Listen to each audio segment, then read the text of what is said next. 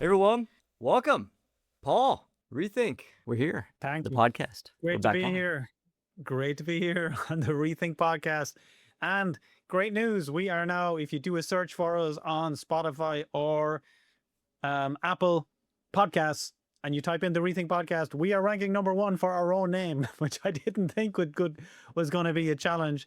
But yeah, apparently Rethink is like a super popular name when it comes to podcasts. So that in itself is actually a huge win.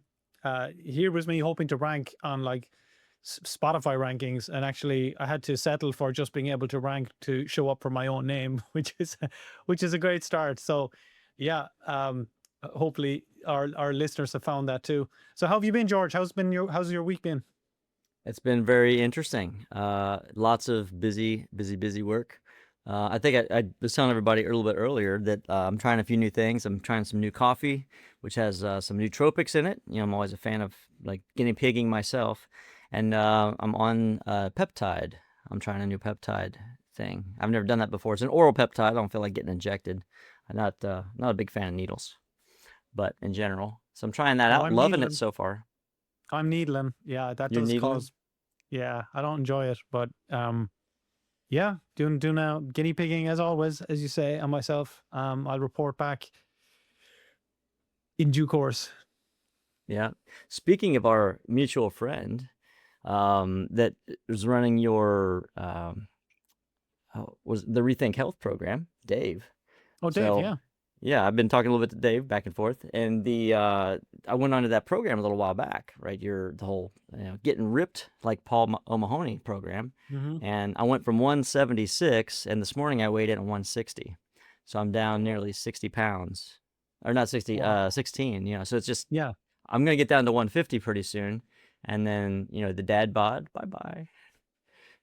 Fantastic. So yeah, pretty excited about it. So thank you, Paul. That's anyone hasn't checked that out yet. I mean, oh my gosh, you guys have to check this thing out. Oh, we got to do a full a full podcast on that. I was just thinking about that this morning. We should do it Yeah. sooner rather than later too, especially as we come into summer.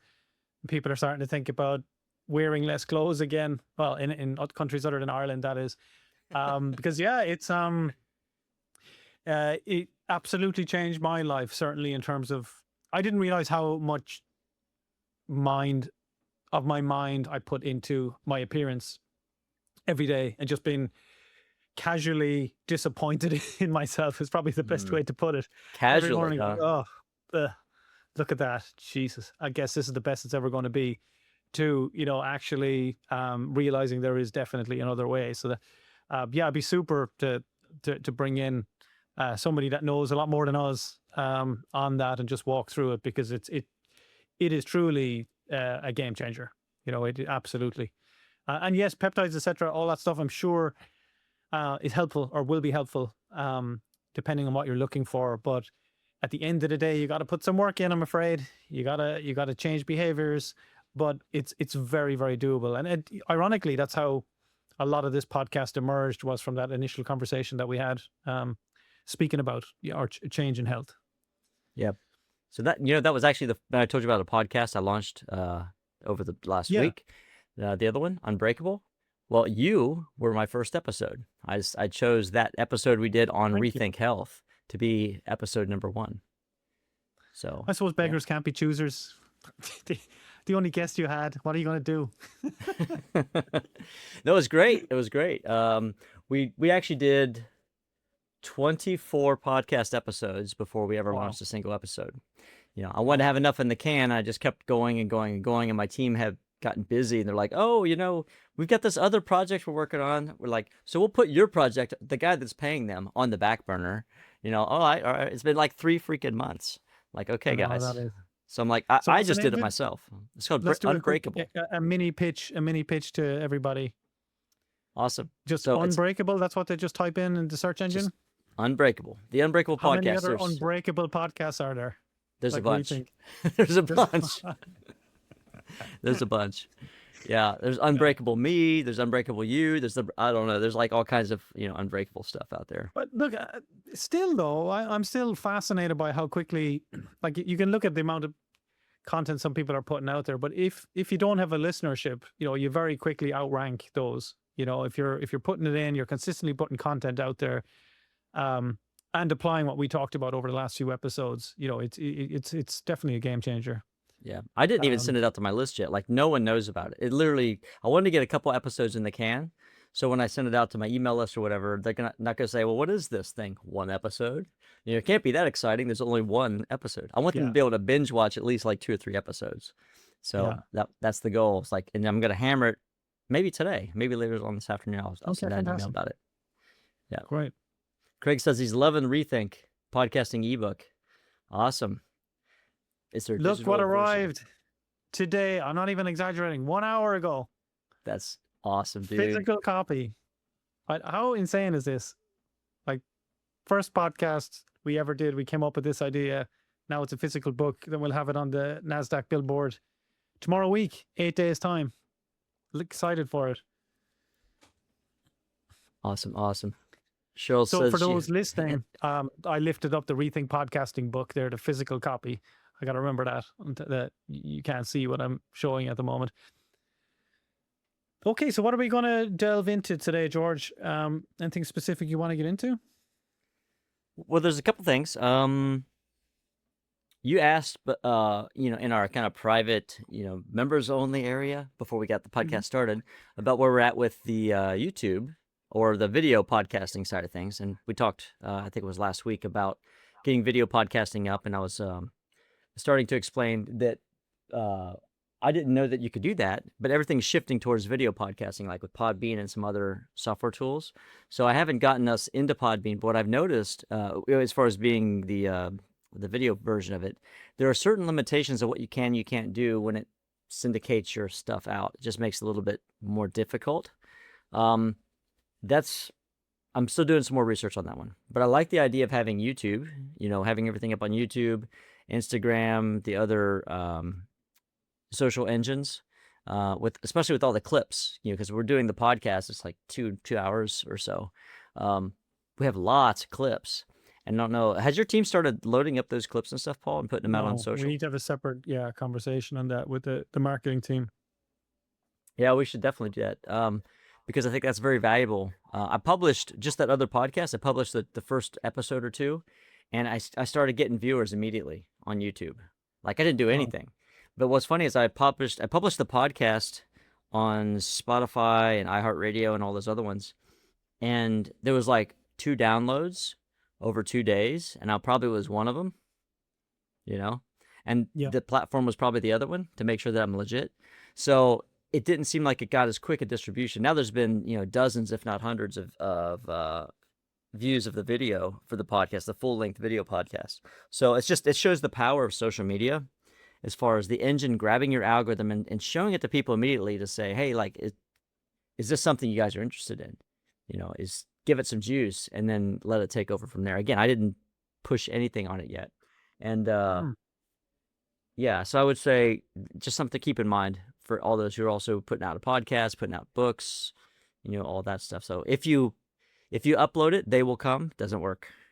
If you upload it, they will trickle in slowly. But just make sure you upload it into all the different channels when you do it, because it makes sense for them. So that's one thing. The other thing is I launched a software platform a couple days ago. I couldn't sleep. Maybe that's because of the peptides. But I was up until 5 o'clock in the morning for a few nights in a row. Happily up until 5 in the morning. Working on a new project called Frequency Nova. So I wanted to, you mind if I share my screen? I'll share this with everybody. I think I could share on both.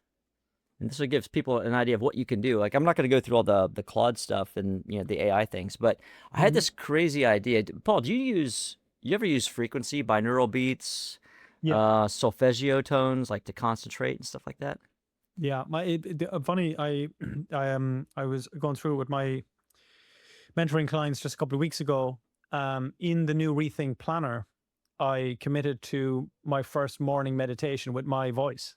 So I went through exactly how I did it. I recorded a script, and then the last piece was to plug in the binaural beats. So I went online and found a site that has all the different frequencies depending on what I wanted to do, like alpha state, theta state, beta state, etc. I just settled on one, right? I'm not going to go over the top on this. It's not my main business, but it was really cool, really, really interesting. I worked with a guy called Keith Barry, who's like I suppose he's a world famous magician, but hypnosis specialist. I worked with him for a number of, well, it was probably a year actually. He was kind of acting as a mentor. But at the end of every session, he would make a hypnotic MP3 for me, and always had specific beats in the background as well. So, you know, when he was using it, I was like, okay, there's definitely something in this. Yeah, this actually, it's funny. It sounds like a very similar story to me. Although I didn't work with the same person, I had somebody at a mastermind that I'm in challenge me to listening to some Joe Dispenza meditations, you know, and it's a morning and evening meditation. So I started listening to it, and I'm like, this is really cool. And I started realizing, just my thought was like, okay, I'm listening to Joe talk about the stuff, but when I meditate myself, I hear my own voice in my own head.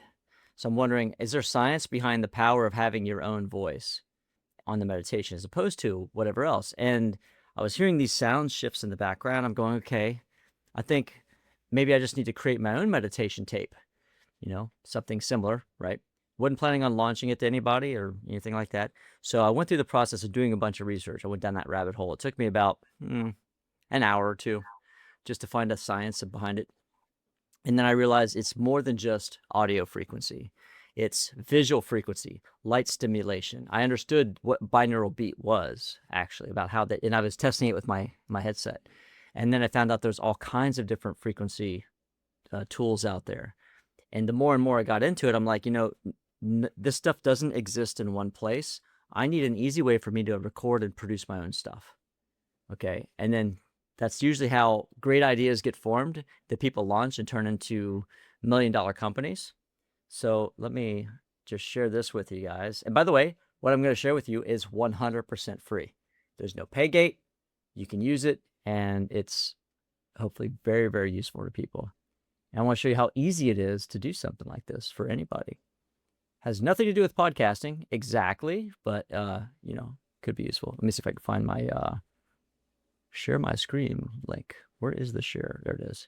So I'm going to share this on Riverside, and I'll also share it on Zoom here. We can find the right one. Frequency Nova. I think that's it. Okay. Share there. And then Zoom. All right. So let me share this with everybody.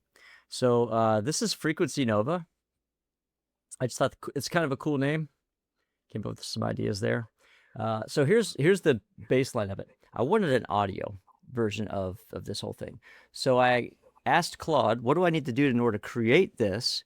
And it said, would you like me to go ahead and create the web page for you? I'm like, okay, cool. I had no idea it was going to create the actual tool itself. So if you scroll down on Frequency Nova, there's actually a video you can watch. It kind of goes through how to use it. I'll skip that right now.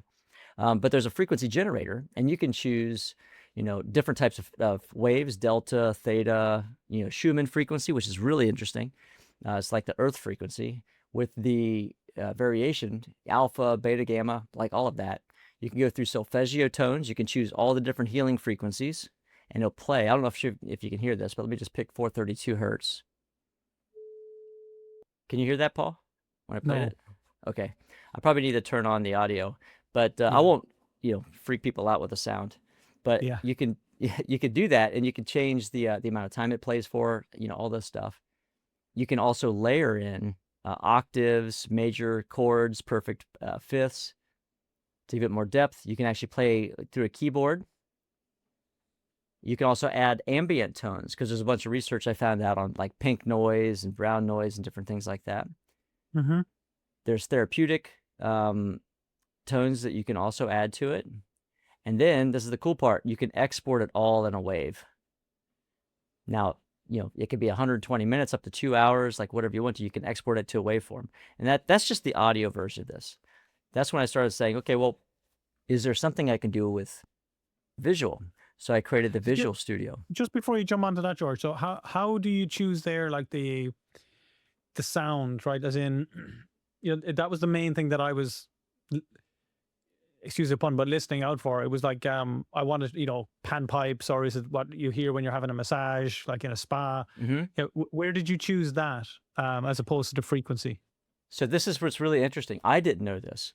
I didn't have to create those tunes. I used to think, oh, I got to create these things. Um, this is built on Web Audio API. Mm-hmm. This is not connected to an AI API, which means when people use this, it doesn't suck my credits out from my API for AI. This is built Mm-hmm. into everyone's browser. I mean, you might need to update your browser if it's, if it's not all Yeah. working right. But like this is mathematical. Everything is mathematical. It's not manipulatable, which is really interesting. Because I had another person who's like in the healing space. He goes, well, a lot of those videos you see on YouTube with, healing frequency 432 hertz. Like, I think there might be something behind those, or they're not legit. Like, someone just created it and they're just putting that stuff up there to get clickbait or whatever. And, Yeah. I didn't even tell him that this was mine. I said, go check this other one out. So he said, okay, I'll muscle test and tell you if it's legit or not. I still haven't told him yet. But, so yeah, it's all mathematical. That's how it was picked, which is pretty interesting. So you don't have to even think about it. And you can see something in the background. You see that in the background that's running? Yeah. I'm going to show that to you. Now, this was super powerful. This is the Visual Studio. So I'm going to collapse this just so you can see it running in the background. So I wanted to have a series of words that would help train my brain, whether it be subconsciously or consciously. And then I started learning about sacred geometry. And you can kind of see it's very, very light in the background. There's a sacred geometry that actually resonates and pulses at a certain frequency, a healing frequency. And this is all happening in the background. So when if I turn the audio on, which people might actually be able to hear this. Let me see if I can make it so they can hear it. Let me see here. I know I could say personalized audio settings. It doesn't say. It's exactly right. Now. It's exactly right. It's like, I don't remember putting that in there. Yeah, I don't see it in the audio settings. That's all right. Probably because I'm not the host. But so anyway, let me just jump back into this. Sure. This is the exciting part. So there's a number of different steps, and you can choose inside this generator what step you're going to do. You can change the speed of the words. So if I want to speed up the words, I can go back over here, and you see how fast it runs, right? The speed. And you can do a lot of other things too. You can change the geometry, opacity. So we pull the geometry up so you can see it stronger. There's different types of geometry as well. So you got, Schumann resonance, there's clarity that changes the color of the geometry, which you'll see in a minute. And then there's, here we go, like, check this out. And they move, like the geometry actually shifts. And remember, this is all mathematics in the background running this thing. So it's not, this is not a video that's being played. Here's another one. It's not a video that's being played, but if you sit here and you watch it, like it will train your brain in different ways. And the science is all on this website, by the way. Like I've got all the science up here that's put in these different areas. So anyone who wants to like look at the background of this, like you can check out the science behind it. So you go through this whole process of picking, your audio tunes. You can change the audio format. You can change the binaural beat variation of things. The solfeggio tones you play. The word overlay, if you want to put your own custom words in here, you just load up a list. Now, this is also pretty cool. I'm not going to put something in there that's legitimate or something. I'm just going to grab some content from the website. And I'm going to load this thing up. This is something else I want you to see. This is pretty interesting. I'm just grabbing some text on a different screen right now. So frequency. I'm just going to grab just random text, but you could actually program a mantra in here. And when you put it into this. So for anybody just listening to the podcast, what we're looking at is on frequencynova.com, a series of shapes, right? So at the moment we're looking at triangles that are, as George mentioned, are all like mathematical based constructions, and very rapidly and quickly are the words I'm looking at: sharp, clear, focused, expanding, wise, capable, purposeful, etc. Words that George has pre-programmed. What's It's kind of funny. This is like a one of those moments um where it's like a full cycle moment, because you actually will not believe this, George, but the very first 2 sales that I made online was a software called Subliminal Power. Really? No joke. Like literally the first, like it's in my story. The first 2 sales I made overnight while I slept was a software called Subliminal Power. And basically what I did, this is 2009. You got a CD in the post. You stuck the CD into your PC, put in your email, and then you could choose a pre-programmed let's say wealth or health or whatever your goal was. And then on your PC, every 5 seconds, it would flash one of those words for like maybe 0.1 of a second. That's why it was called Subliminal Power. And I love it. the funny thing was, like, I remember my first $44.20 came from selling 2 of those to 2 people in New Zealand from Twitter. But it turned like that. Like I ended up quitting my job like 9 years sooner than my plan, and I put a lot of the credit to subliminal reprogramming. Actually, it's kind of one of those things that not too many people talk about anymore. Although, Yeah. but that's one of my original mentors, Mark Anastasi. He's a huge believer in this also. He was the one who introduced me to subliminal power in the first place. There's a lot to actually programming yourself. I mean, you got to be careful that other people program you. But I mean, there's a story I might even get into just in a moment. Let me finish showing everybody, and then we can jump back over to the main. This is what I really want to share with you guys. So you got the word stuff I showed you just a moment ago. You program your own like words and mantras that you're not even really like reading, but your brain is reading it on a subconscious and also a quantum level. Then you've got ambient tones. So this actually picks up all the different ambient tones that make the the meditation sound interesting, and you can choose different like heart opening, deep healing. It changes the 1-5, 1-4, the different chords. And also you can change the amount of seconds it stays on those chords, whether you're in one octave or another octave. And this is totally customizable, all of this. So you can make your own music that backs this thing, which is really, really cool.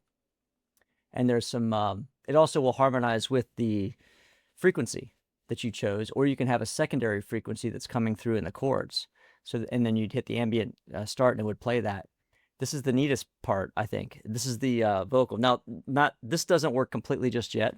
This part that I'm going to show you, this because we haven't loaded these up in here. By the time that everyone watches this, maybe on the YouTube and stuff, it'll probably be working.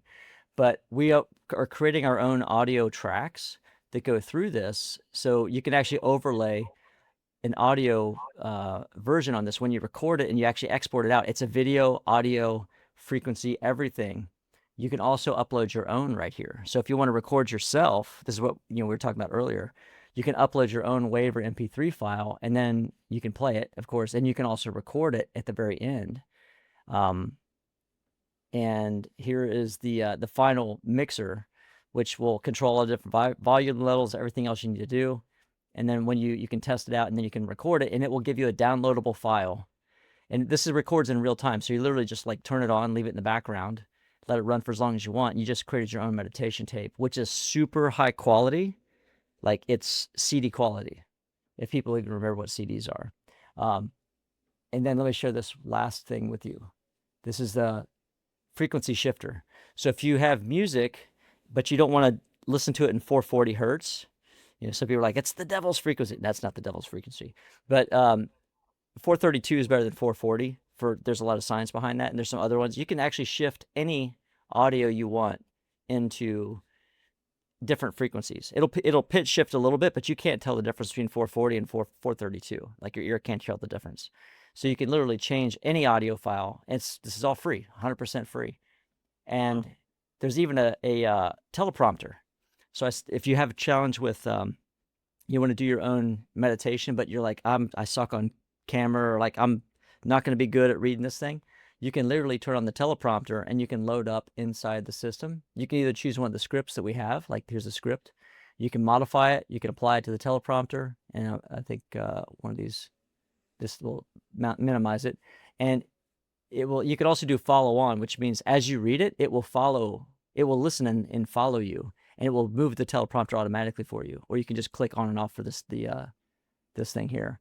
But it will add ambient sounds, it will add reverb and everything else to your voice, and you can export this out. So if you need to create that own audio of your own self, you can do that, and you can download it and then re-upload it into the other thing. Now you've got audio, video, and everything else. So that was a lot of fun for me, put that together. Let me stop the share real quick.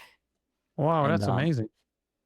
yeah, I was a little surprised. So I went down that rabbit hole, and I've been making little tweaks to it, consistently. How do I stop the sharing on this one? 1 second. There we go. So I've been making little tweaks to it a little bit every day as I find, a new little tool or a gap. But we're living in a totally different age now. I mean, you can think it, and we can create stuff at the speed of light. Like that would have cost me about $20,000 for a programmer to build. It would have taken at least 2 months to build. And that's after I hired and fired at least 3 teams to do it, because that's how it works when you try to get programmers to do anything for you. The first 2 programmers never do it all. They can't do it all. So you have to hire somebody else. But yeah, you could do anything with that now. And anyway, I'm going to say, everyone go use it. I'm going to create a YouTube channel. So this is the 3rd podcast YouTube channel I'm going to create. I'm going to actually take these things. I'm going to start exporting them out very methodically with the proper, word order. Everything's going to be science-based. I'm going to create a YouTube channel around that of my own meditations, in my own voice or I'll just get an AI voice to do it.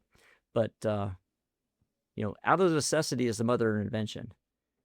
So my first businesses all came out of like templates, HTML templates. Like I needed the stuff. So I went out and found them with resale rights, and I used them for myself, but then I put them up in a pack and started selling them for other people.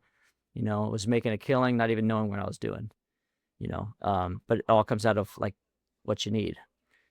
So that story I alluded to a little bit earlier about programming, because you talked about, your situation. Yeah. I found myself in high school, like a lot of people, struggling with a lot of things that were going on in my life. My mother was really sick. Things weren't good at home. And at one point, I was contemplating suicide, like legitimately. This is, not the cry for help. This is the like how I'm going to do it and not make a mess so that everyone has to clean up my mess, because I didn't want to be a burden. It was a really bad time for me. This is like 8th grade, something like that. I wanted to reprogram my life. So I studied the cool people. What does it mean to be cool? I literally went and reverse engineered over the summer between middle school and high school, because we have 8th grade and then you transition to high school. What it was to be cool, how do they dress, how do they talk, how do they act, everything. Because I figured there's going to be a whole group of people who don't know me, and I don't have baggage, to carry along. So I got a fresh start. That was my closest thing to a fresh start. And I re-engineered that thing for my life. And that turned it around for me. I actually programmed myself to become the person I wanted to be. So it was a mixture of being like accepted in these peer groups, but also who am I really, and that was powerful. That was a big, powerful shift in like learning how to let go, of certain things that weren't serving me anymore, or I didn't want to be in that place. So the power of being able to reprogram your mind, your circumstances, your environment, I think that's very, very powerful for people. And they don't realize how powerful it is, because just as much as you can reprogram for positivity, if you run the wrong program, you'll attract negativity, you'll attract failure, you'll attract all of the things that are opposite of abundance into your life. And it'll put you on a really slippery slope, to oblivion if you're not careful. So. Yeah, well, thanks for sharing that. That's I'm sure many of our listeners have been in that place or close there at some point or another, or certainly friends or siblings. Yeah, it's not something. Again, like I'm in Ireland, so it's never spoken of. Like never. The only place where something like this comes up is hypnosis tapes to help you stop smoking, because Chandler Bing on Friends had it at nighttime years ago, right? Isn't that Right. that was like our entry I remember point that to one. it. Yeah. So, but it's other than that, it's considered woo woo. Yeah, obviously, unless you're working with the very top, like the likes of Keith Barry, who I mentioned. I'm going to actually share this with him. I think he'll be very interested in that, because it allows him to um up the game. Yeah, it's interesting. It reminded me while you were chatting. It reminded me of a project that I completely put on hold. Um, that, like you mentioned, Joe Dispenza was kind of at the heart of it because he recommends. Oh, what's it called? Do you remember the software that he recommends in his book Supernatural? Um, Mind Movies. Mind Movies. Okay. Right, with Glenn Ledwell. So Glenn's a friend, and who runs the Mastermind Flight Club. But I approached Glenn saying, I've got it. I've got the ultimate manifestation, which I think actually, oh no, George, another project the two of us are going to start. But I think this actually would sit perfectly alongside it. But basically, what I was um, suggesting to him was, the company that I have, Methodology, I was showing him that technology and saying, well, I can now in real time, like pick any mansion, like a real mansion that is your dream home, right? So, and you go, yeah, here it is in the Caribbean, blah, blah, blah. Once I know where it is on Google Maps, I say, my team, once I know where that is in Google Maps, we can turn that into an entire virtual reality world that you are in. So you pick up your phone and you are seeing your future as your present. So you're walking around inside that house, you're walking into the bedrooms, so in the past you'd have to try to visualize this, and some people that's easy, but for others like me, it was really hard. I'm like, oh God, I can't do that.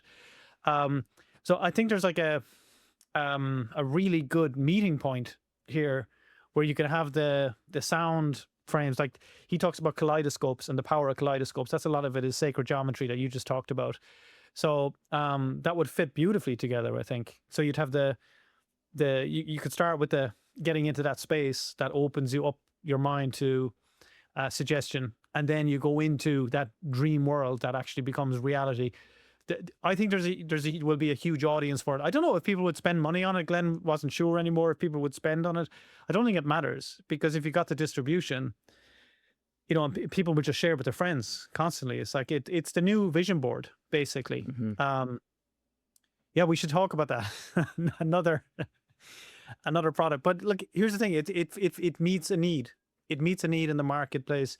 People do like the idea of meditation. They do like the idea of making time to do something like this, and the idea of vision boards. But if you make it that easy and that accessible and that tangible, that they're actually sitting down, they get into that state by listening to the right harmonics, and then they're visualizing that future that they've only been dreaming about.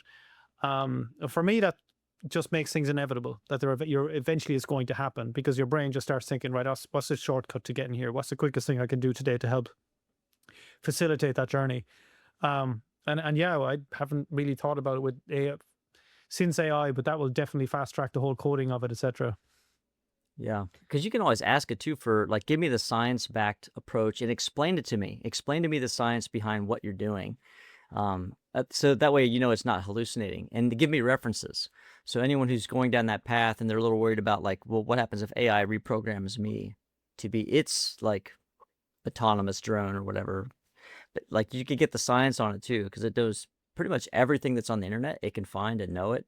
Also, everything that's in pretty much any book that's ever been written that's digitized, like all of that stuff. So there's some definite benefits to doing AI, and again, it comes down to necessity. Like, what is it that you want? There's a couple software platforms like Replit, Lovable. Those are two. So I kicked around the idea of actually doing them on one of the two, because I've used Replit before to create some own like internal software for our company, for like Yeah. newsletters and stuff like that, which is pretty cool.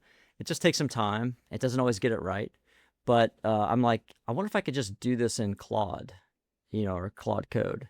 And I did it. And I showed this website to someone yesterday, and they're like, you did this in Claude. I didn't even show them what it was. They just like, first thing they said was, I recognize the footprint, because all AI looks the same when they export out a website. So I even trained, because we launched we're doing a summit for practitioners, a virtual summit for health practitioners. And I said, I want you to create an HTML mockup for our website, but forget all the coding. I don't want it to look like AI. So I had to retrain the AI to not look like AI, right? And I did the same thing for the book. When I wrote the podcasting book, I dictated everything out in my own words.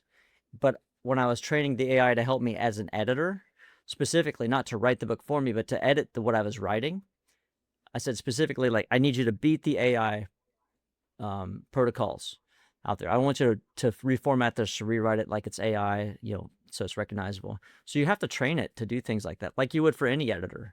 Like if you're going to say, hey, I want this to be like a light, fun, kind of playful feel for it, but here's my original manuscript.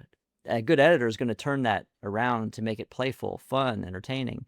They're going to make modifications to your wording or the way that you put certain punctuation in certain places, or what they call beats, like how things kind of flow. So you can use a lot of that these days. It says, Laura's saying, I love the idea of having the option to be in the places, cars, houses, and whatnot. That would be great. Yeah. Yeah, I can quote things that don't exist. Yes, they can. It can be confidently wrong, is what we call it. But yeah, for sure.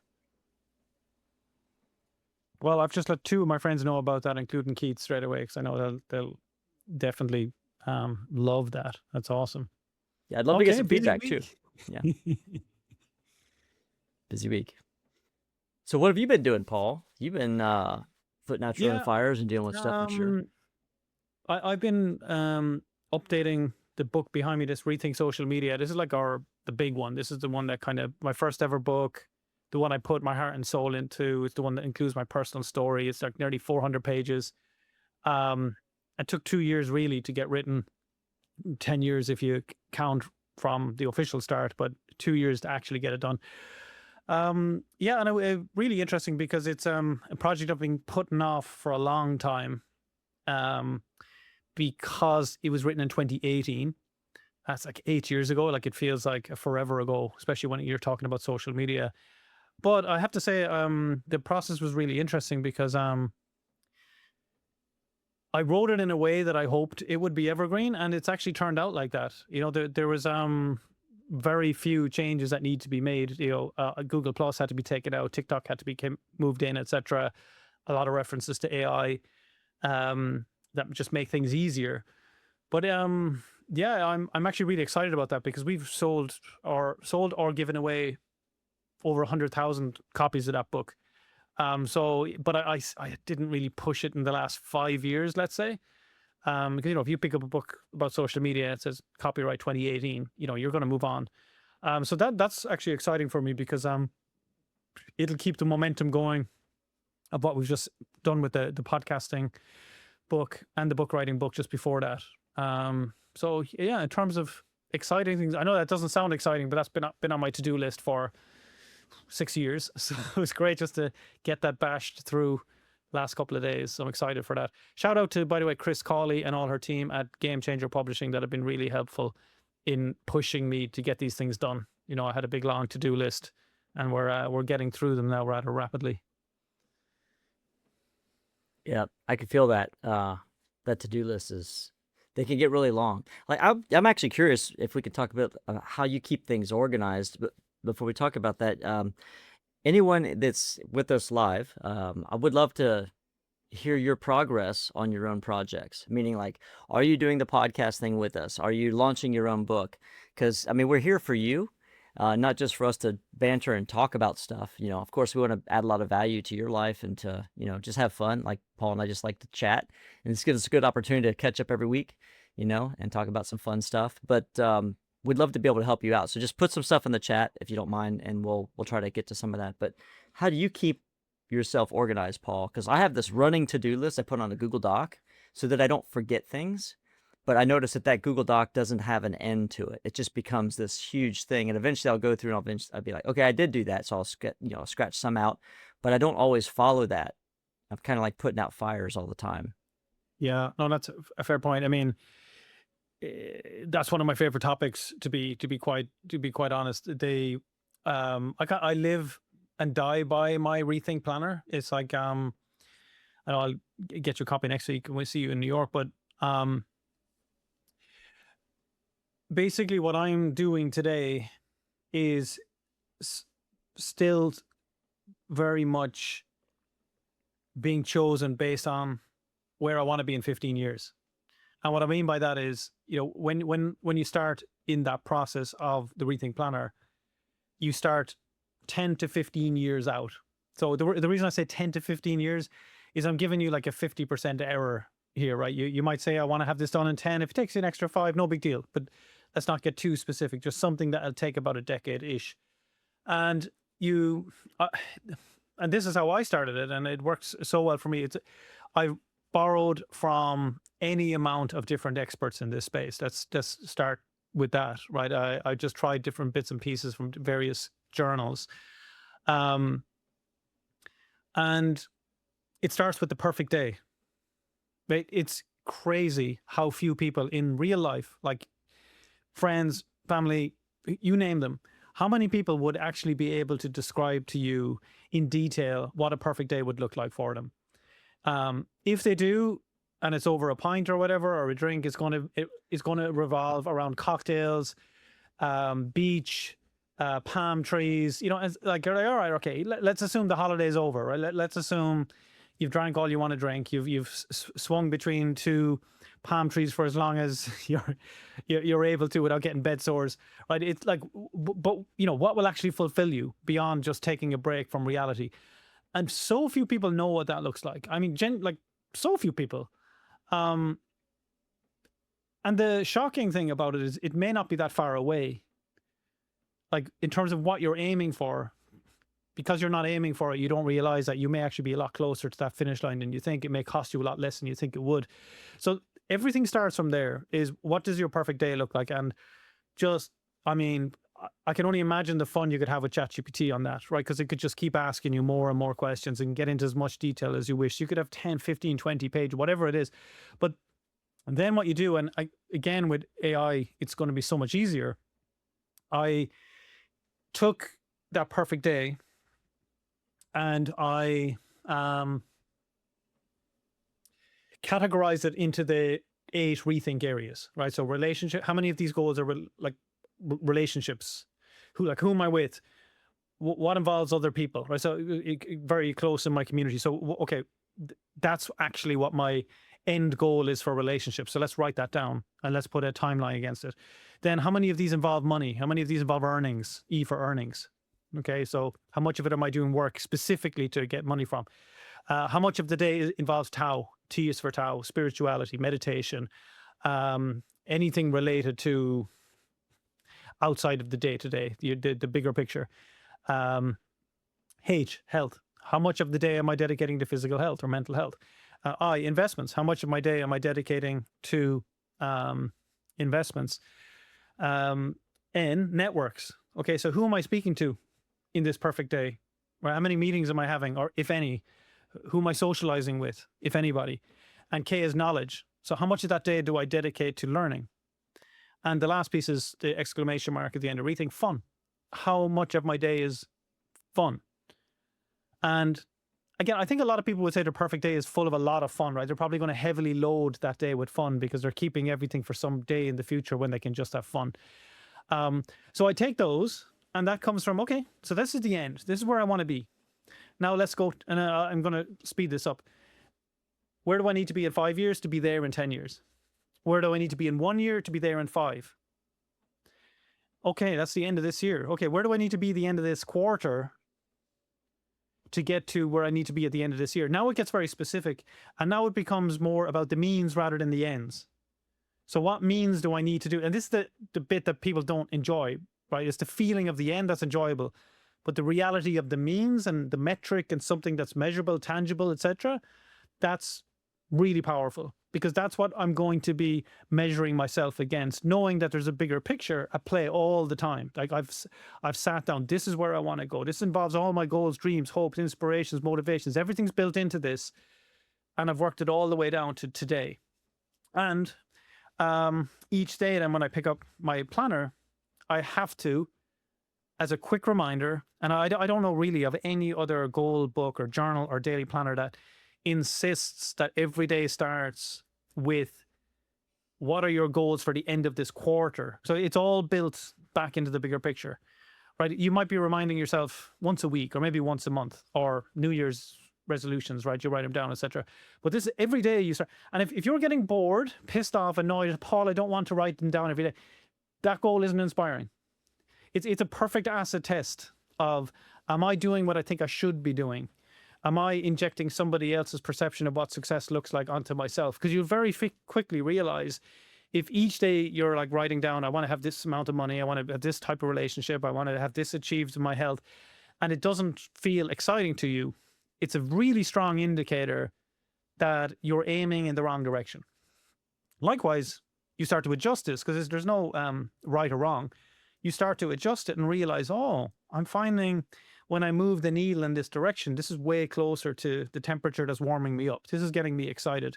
So each day I start with that. So, and I don't go beyond a year or by the end of the course. So for example, this month, June, all my goals now are for 30th of June. So they're all going to reset in 9 days, and they're all going to be end of September. Does that make sense? So Do you reorganize them? Like, do you reorganize your goals? Because I find myself doing that regularly. Like, it's like, this is what I intend to do, and then something derails me from the timeline that I had said I was going to try to get that in. So I'll take one or two of those, like say 5 or 10 things I want to do, like say in a quarter. I'm not quite as methodical as that and organized, but I'll take 2 or 3 of them and I'll say, that's going to be a second or third quarter thing. Or I'm just going to shift that off my list because something has changed completely. Do you reorganize yours, or do you have a system for doing that so you can put something to the side and then come back to it without like absolutely looking at it 2 years later and be like, dang it, I meant to do that 2 years ago, right? Yeah, no, absolutely. So let me share this on your on Riverside as well. Can you see that you can see it on Zoom, you can't see it on Riverside yet. Yep, not yet. Yeah, so let me bring this up here.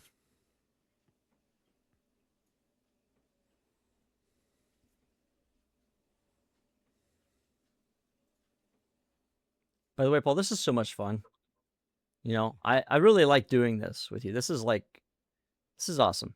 It's a perfect mix of like some cool tech, hanging out with some awesome people. I'm checking out some stuff in the chat with people that which we're going to get to in just a little bit. And it's just fun, man. I just like hanging out, No, that's great. We don't dedicate enough time to this, but I think it does show there's a real social side to business that's often forgotten about.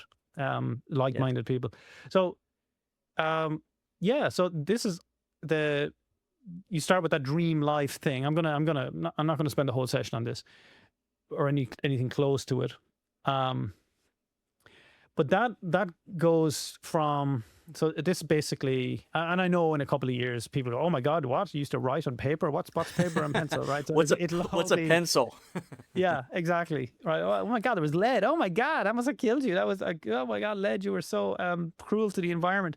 But anyway, as John DeMartini, my good friend, says, a short pencil is much better than a long memory. And I tend to agree, right?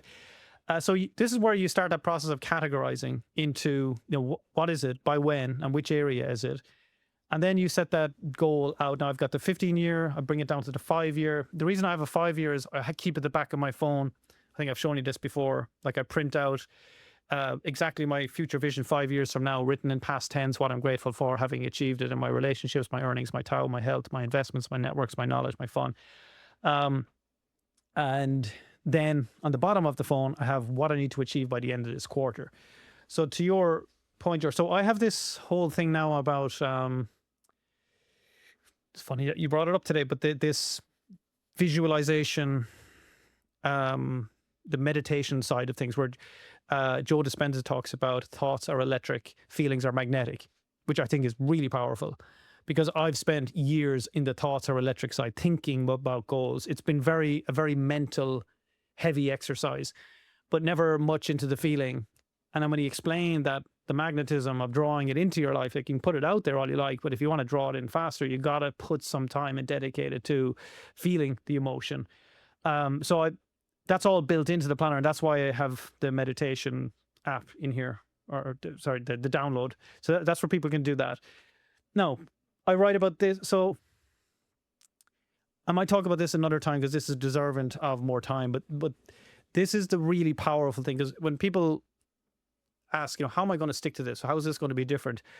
Well, I have this exercise that I ask people to do, which is to, once you know what your 15-year goals are, I then ask you to just sit into a space where you're 15, 20, maybe even 30 years older. And without any prompting or anything, just imagine you're writing a letter for yourself from that future self 30 years from now. And just give yourself a couple of lines of wisdom about relationships. What would you say if you had a chance again to talk to Paul in 2026? What would you say if you had the chance to do it around money and earnings? What would you say 20 years on to yourself, 20 years younger, on Tao, spirituality, health, investments, network, knowledge, and fun?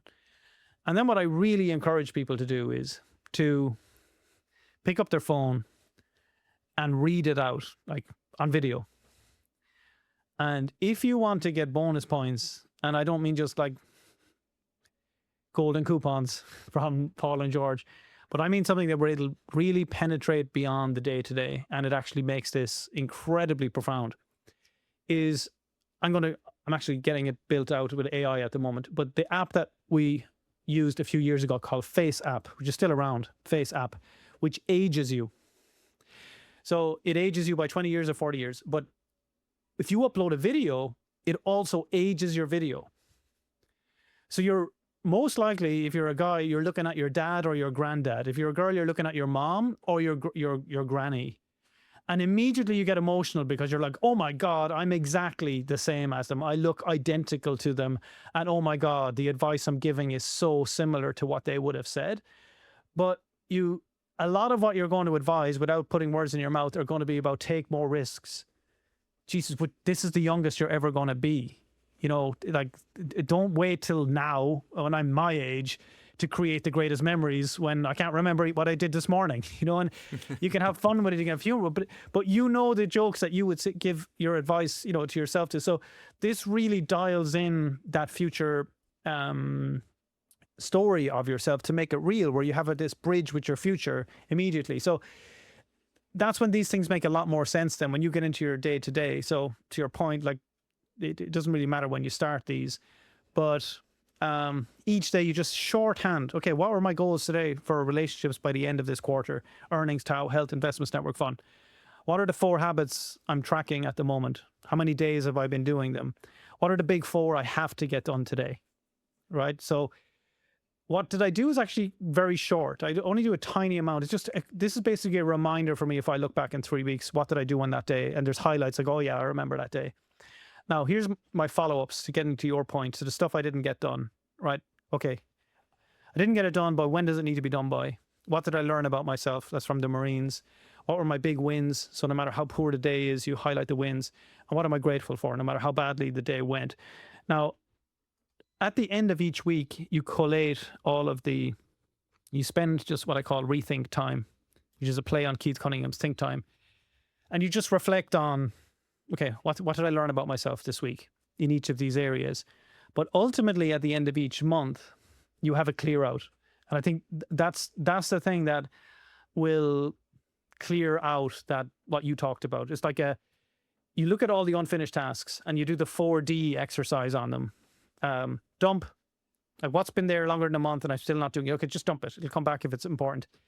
What needs to get done, but I don't have to do it, delegate it.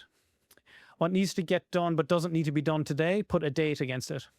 What needs to get done and needs to be done by tomorrow, put it in the do column. So you do that every month. And so you're not allowed to carry anything further forward than a month. It's just dumped if it can be allowed to. So that's how so it's a monthly check-in. I know it's a very, very long answer to that question, but it's a good answer. I wanted to be methodical at the same time, right? So it just shows that's the way I think through this. Is like so that every time. And the other thing is, if there's too much, if the to-do list is getting really long, I think you've done this yourself this week. Again, and a mentor years ago advised this: just get up because you can't sleep anyway. But just get up and write down everything that's bothering you. Just get it all down on a piece of paper. It could be 5 things. It could be 20 things. You will sleep like a baby. It's just now that you know, okay, I'm not going to forget any of them. I don't need to figure them out. I'm actually just making a commitment to myself that don't worry about any of these things. We will resume contact in the morning, but let's go sleep now. I find that hugely powerful, and that can happen. When things build up and build up and build up, and you've had a crazy week. You had a plan for the week, and nothing is turning out the way it's expected to. That would be my short term advice. Otherwise, it's like a monthly check in with myself. And it's kind of humorous in many ways. Like the rethink time is meant to be basically comedy about yourself. Like look at the crazy expectations I had of myself once more this month. When am I going to learn that my expectations do not match my reality, right? And then the whole point of that was Tony Robbins' blueprint for happiness. It's like, if you want to be happy, you either change your expectations or you change your conditions of life. It's one or the other, because if they don't match, you're going to be unhappy. And that gives you like real time. Oh, here I go again. I've missed on this. I hit on this. I missed. What is it? So I find that process will be just, and anyone doing it is massively cathartic for you, because you just become a ninja on how you work, how you operate. And imagine just feeding that into AI. Like, that's like the next stage of this, where I was going to ask you that. I was like, I'm looking at this planner, I'm thinking, you said like, oh my gosh, lead pencils, you're killing the environment. Like people like, you had to print that out. Oh, you're killing trees, the baby little trees. Like, have you thought about putting this into AI?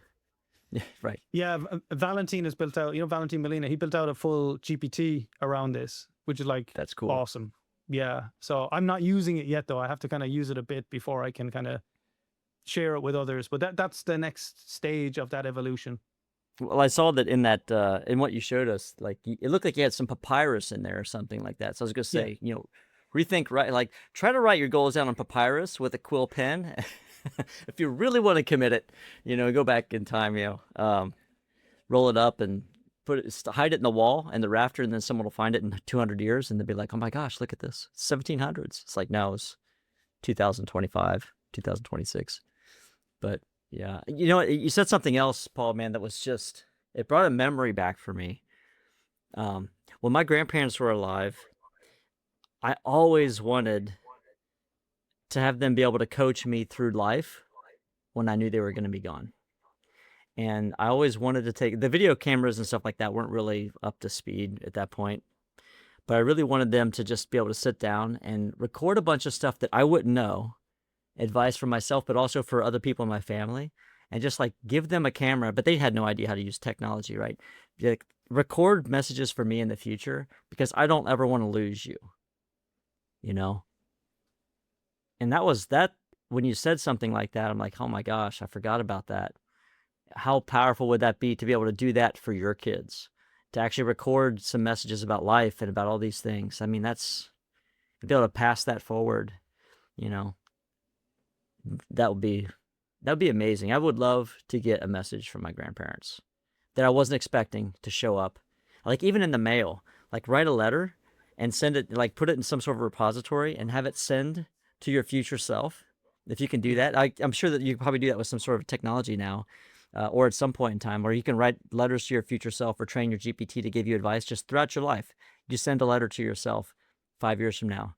What were your goals? Did you forget like what made you excited in the morning when you were a child, about being an astronaut, or, whatever you wanted to do, how, like all that stuff. That's just so, it keeps us young. It keeps things exciting, the journey of discovery. Because I think we forget that every day. Looking at that to-do list sucks, man. I'm like, oh my gosh, how much of this can I delegate? I look at it and say, half of it I can't delegate. I've got to do it myself, because there's nobody that has the vision that I've got for what I want. And it's going to take months to get that stuff done if I try to delegate it. I just do it tonight myself or whatever else. And then holding that brain space, like you said, that will keep you up at night. And that's terrible, because you only got a limited amount of brain space to hold stuff like that. And you will forget. And then you'll start questioning yourself. Do I have dementia? I'm forgetting this stuff. And then, yeah, man, that's just write it down. Don't stay up till 5 a.m. That's not good. Yeah, write it down for sure. That's the best. Writing down's better. Yeah. Yeah. There actually, it's funny you said that. I was listening to a Joe Rogan podcast recently with a lady who works with nonverbal children, And that one of her businesses does something very similar to that. About it's a thing now where you get to record messages for future generations and stuff, and just get it all done. You tell stories; they're all recorded. Smiling, thinking like, very similar to what we were talking about in the podcast just a couple of weeks ago, and what I've been doing here. But I love when people just go and get it done. That's the thing. Right now, she actually has a viable product that's out there that's doing that, and it's becoming very popular. I think she said for birthday presents and stuff like that, where you just kind of share it. Yeah, it's interesting. We're so forward facing that interesting that there's definitely a demand now for the nostalgia too of I guess there's a couple of things. It's like legacy and living beyond. When you're starting to feel a bit older, you want to leave something behind if you don't feel you've left something meaningful. But yeah, to be able to go back and track a connection with the past, that's just, fascinating. But yeah, we can plant those seeds with podcasts, etc. Books. I mean, books are for sure a time portal. It was a Scott Galloway. He said when he writes books, he's only writing them to his future sons when they're older. That's all he thinks about. He's not thinking about reviews, reports, what the papers are going to say. It's like, no, I'm writing to my sons when in their late 20s, and they're going to read this and they're going to understand their dad a lot better. And like, wow, that's what a cool way to approach creating any form of content. Yeah. We're talking to our future sons, be like, you should go back and rethink podcasting. If that's even going to be something in 30 years from now, who knows where we're going to be at with that. That's interesting. Lots of comments into your requests earlier, George. Yeah. So if you want to start going through some of those. Yeah, let's roll that back here and just let me go back to the first one here. See if it's Dana was the first one. No, Victoria. So let me make sure that she's the right one. And we're going to rethink plan. Okay, yeah. So goal setting zooms. So Victoria's saying, I'm following you guys as I launched my own podcast, Inner Mind Code, back in January with a coaching colleague. It's been more enjoyable than I thought, and I've met some really cool and interesting people who we've brought on as guests. The bottleneck is editing at times, and we've not really thought about monetizing it until you guys started this podcast. Now we've been brainstorming what we could do and pass that opportunity on to our guests too. Yeah. What are your thoughts on that? Well, Victoria, I know since 2009. She was at the very first event I ever went to, which is pretty amazing. So we've been friends since then. She built my first ever website when I was the Twitter king. Victoria built it for me, which is awesome. Toria, as I call her. Okay. So thoughts on monetizing. Okay, well, let's come up with 10 different things, George. Let's set the bar high. 10 different ways that you could do that. I'd be interested in knowing who the listeners are as well. So I'm trying to get Inner Mind Code. She also mentioned about editing at times. As I mentioned, oh yeah, maybe take that on. I don't know anything about editing. So it can never be too long, just too boring or irrelevant. That's how I look at it. So when I train my AI to help me with editing, and of course you could do this with a human person. I'm not saying kill all the humans and put them out of work, but I'm just saying AI is a lot faster to get to a point where you could probably polish it with a human, but you got to train it to say. Think like a direct response copywriter. You understand deeply human psychology and what's going to keep people engaged and what's going to keep them excited about reading on.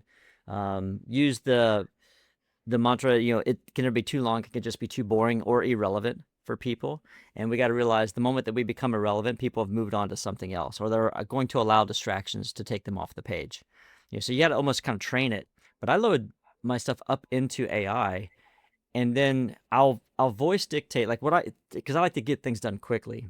So I'll load it up into Claude, which is it's better right now than ChatGPT or any of the other ones. Like I find that that's the best one so far.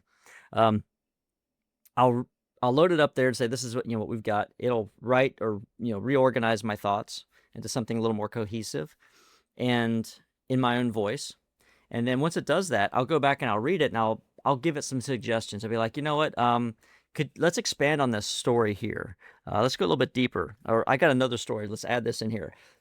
And then I'll use speechtexter.com or something like that. Speech voice to speech a voice to text program, and I'll just I'll just speak normal, almost like stream of consciousness, and I'll drop it into the chat for the AI, and it helps me edit and reorganize my thoughts. That's how I use it, and it's fast. I mean, that's how I write books in 5-6 hours, or over a weekend. Uh, and it's me. It's not, hey, write me a book about podcasting. No, it's like it's what I think about it, right? And even with doing this thing we showed today with frequency Nova, I basically started out saying, tell me a little bit more about the science behind frequency. I want to understand, is this just a bunch of woo-woo nonsense, or is there some real science? Because I've read about the structure of water when you give it positive vibrations, positive thoughts, talking to the water and you freeze it. There's just so much interesting stuff out there, and you don't know what's BS and what's not. So that started that process. And then I said, well, would it be possible to create me a small piece of, something to use? And that's when it started creating like all this stuff. I was like, okay, well, what about this? And what about this? And it just started creating. And I didn't need to go into any specialized programs to do it. So you could take that same concept, this is the switch between editing and monetization. This is the first step, which is, what do you need in order to access, if you were going to be the listener or the reader of your book, what would you need to actually get the most out of what you just wrote? Right? Sometimes it's a piece of software. Sometimes it's the RETHINK planner. Sometimes it's a GPT that knows everything about you. Sometimes it's a mug, right? A stainless steel mug that doesn't get microplastics, in my body. Like whatever that might be, it could be anything. It doesn't have to be a digital or information product. It could be physical products too. That's how you start. Like, what doesn't exist, or what would have to be true in order for this to be more valuable to people? Or what's the next logical step? This is another one I'd say. If someone read my book, or if someone listened to my podcast, or attended my live seminar, or whatever it might be, what's the next logical step for them to take to get into action and actually get 10x value out of what they just got involved with? Like, a lot of people buy courses, and what do they usually do? They buy a course, and then they get excited. I'm going to do something about it. They go eat dinner. They come back. They get another email in their box. They buy someone else's course. They get excited. They go to sleep. They wake up the next morning. They eat breakfast. They get an email in their box. They buy another course. It's just people get into this binge buying cycle, and they never do anything. The best thing you could do is actually offer a done for you or done with you program where you literally are going to get them, kick their butts, and get it, whatever it is, get it done. If you're selling information products, that's a great way of doing it. Like the podcast thing, people ask me, could you help us with their podcast? I said, you need to have a podcast. You're doing a summit with me, you need to have a podcast, because it keeps the conversation alive, and it's almost in real time. They don't have to wait for 6 or 7 months before you do another summit, right? They can keep that conversation alive. And they're like, well, hey, that sounds great, George, and all, but can you recommend anyone to help me with a podcast? And I started looking around, and these people are charging $20,000, $30,000, $40,000 to help someone with a podcast. I'm like, that's too much money, at least for what I was looking. I'm like, a lot of people are struggling to make money. I was like, can I do this faster, cheaper, better, with my marketing knowledge? So I launched that, and I called up Rory, right? Because we were just talking about it, and he's like, I want to launch a podcast. I'm like, I've been thinking about offering this podcast program, and I just mentioned it to a few friends, and they're like, oh my gosh, yes, we'd love to do this. And that's when, Paul, you and I started talking about it. A lot of people, they don't have the technical aptitude to do some of these things, or the time to get it done, or the team to manage it. So if you could do something faster, better, cheaper, that's usually the quickest way to have something that you can monetize as a back-end program. And that's not specifically coaching, like actually something that's done for you that's going to give them a lot of value. So that's my take, Paul, on monetization for, that bottleneck. What are your thoughts on monetizing? So there's making money, and then there's making real money, right? So what you're talking about is making like real money, right? Where you're actually getting people deeper into your funnel, and fantastic, right? You're getting the type of ideal clients. Well, what I'm finding, and even from my own behavior as a podcast listener, and even on the few podcasts that we've done so far, when you're listening to that person, I know I've heard this for years, but you almost feel indebted to that person because they're having the conversation and you're the fly on the wall and you're loving it, or maybe mildly liking it, but you're certainly still listening to it. So, for example, when Stephen Bartlett mentioned Ketone IQ, right? I went straight away and bought Ketone IQ, right? And like when you're casual in, okay, he runs an ad for it, but for example, Tori, what you're talking about there, I'm finding that people, if you mention light things like this, it's easy to make sales off of every single podcast. So, for example, you say, oh my God, just got my Ketone IQ taken before I started. I've just noticed I'm totally dialed in. You'd say to George, what did you? I said, totally see a difference. And go, guys, this is what it is. You can go to Ketone IQ, mention my code in the checkout. Like Ketone IQ, you can sign up as an affiliate for free. There's no issues. And you could have 20% of your audience are just, especially you're saying it's authors, coaches, consultants, they need more focus. Suddenly they have it in a bottle. Like people want shortcuts. Like, I mean, not just shortcuts of how to grow their business. They want shortcuts to be better on a day-to-day basis. So I know when you mention small, easy purchases, it's super easy to make money. Things like this, George talking about particular coffee. If I had the specific lion's mane that I use when George brought that up earlier, if I was on the ball and I had my affiliate links, I said, guys, but this is the one I recommend from my friend Will's company. That's what I would use because I feel great from it. Because you're speaking from experience. People are getting a discount. I know you know this, but sometimes we're afraid to talk about it, even though in many cases, that's what the person actually wants to know. Paul, what was that book you mentioned earlier? Can you show me that? So the planner, right? I talk about the planner here because that's the topic that came up, but I see planner sales have happened just during this workshop. That wasn't by accident. That's people buying it that are checking it out as I'm on the podcast talking about it. So it's these small wins and small price items that people, they feel like, oh, that's great. I'm kind of reciprocating in some way. I would not be afraid to do that. It doesn't need to be pre-planned. And we certainly don't plan in advance what we're going to do around that. But the more I see that in podcasts, the more I've got like, yeah, if Chris Williamson talks about some latest health thing he's on, I'm going to buy it. You know, because I've built that rapport with them. He didn't have to talk about it. It mightn't have even been the topic on the day, but he's making money recurring every single time I make that order again. So I would definitely be peppering what you do with those little things, because those little wins are often all people are looking for. They don't want to go deep into some life-changing program, etc., like that might change your life. Or let's say you're talking exactly to your types of people, coaches, consultants, authors, and Tori, you're talking about a book you wrote. Like, why not dedicate some of one of your podcasts just to talking about the challenges you faced by writing a book? By the way, here's the guy I followed. Here's a link to the exact program that I used. It just shortcuts everything. It shows you how to work around AI, how to use your benefit. It's not a sales pitch, but you're literally just putting them in that direction, because at least half of your listeners have thought about writing a book. And suddenly it's coming from you as opposed to the person who's trying to sell it and stacking the offer and here's the bonuses, etc. It's way more natural. So I think there's endless ways that you can do that without being annoying, but you're actually sharing in real terms in real life what you do. I mean, how many people, George, have asked us, like, what mic do you use? What screen do you use? What lights do you use? And, you know, if we're more prepared, you'd have the full blueprint, you'd send it out, you'd have all the links ready, but there's always that opportunity. So, with every problem that somebody is bringing up, actually, it might be the perfect time to introduce this idea we talked about before, George, this idea of stop and shop. Thanks for triggering that thought, Toria. One of the things George and I were chatting about at the very beginning was the importance for us to help people rethink problems when they see them. So a stoppage, let's call it, right? A stop. Okay, like there's a couple of great examples in the chat here saying, I stopped on podcasting after 2 weeks because I became overwhelmed for this reason, this reason, this reason. And our idea behind a stop and shop, and it's for anybody with podcasts, is that if you come up with a stop, right, I got stopped because of this is the problem.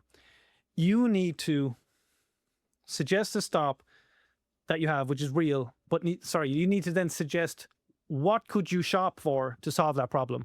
So it's that chain store in the US, Stop and Shop, is what kind of triggered this thought. So anytime you come up with a stop, start thinking, okay, what would I shop for? You know, what would I buy potentially to solve that problem? Because the moment you start thinking that way, the cogs in your brain start to think very differently, because every problem you're now seeing is also a stoplight for somebody else, which means you're both stopped at a red light and you're both probably willing to pay for a green light. Okay, how do I get out of this problem?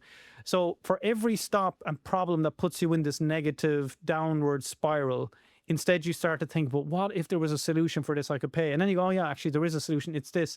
And you sign up to be an affiliate of that product or service. You start to realize, oh my God, this is crazy. But like all these problems are actually ways of you making money because you share the solution that you've been part of creating by actually recognizing that problem in the first place.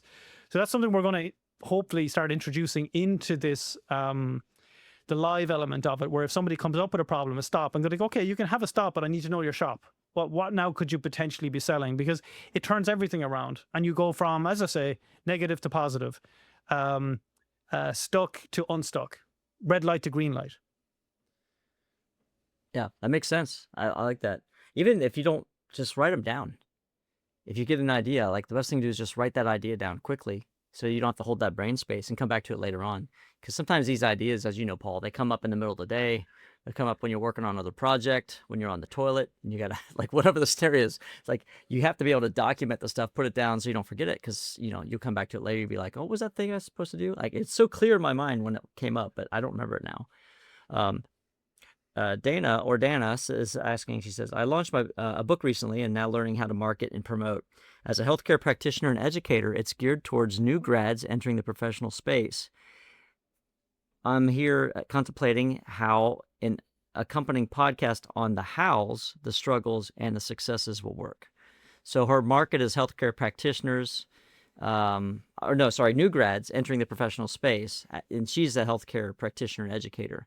So like how could she use a podcast on the struggles, the hows, the successes? Like what would that look like for her?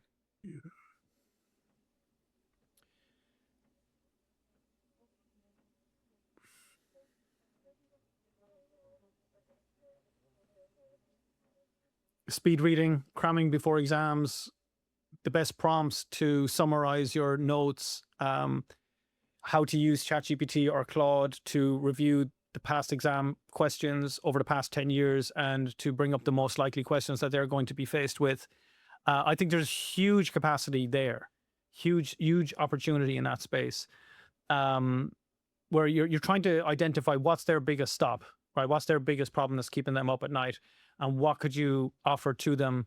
And again, it doesn't always have to be money related. It can be just giving this stuff away for free, because they'll still pay you back. They'll still pay you back by sharing the exact same podcast with their friends, with fellow undergraduates, etc.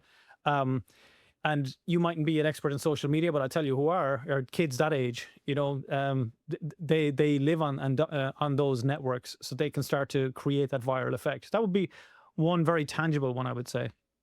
So she's saying people that are entering, they're new grads as well. So there's a lot you could take from like the study process and applying that into like getting into the workforce. Like you're graduated, you're getting into the professional space, and like what are the challenges that they have? Maybe just go out and interview people, interview a bunch of new grads, and say, you know, maybe even take a cross section.